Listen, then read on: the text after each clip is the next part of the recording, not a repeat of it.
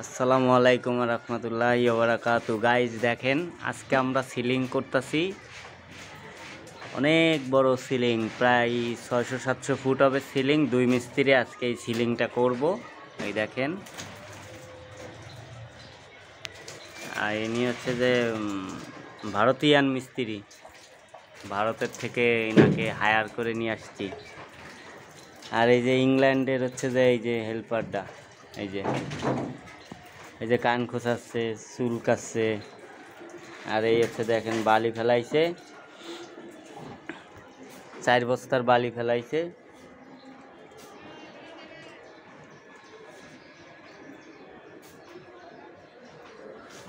দেখছেন কি কর্মজীবী ছেলে, ও খালি কাজ করেই যায়, কথা বলে না।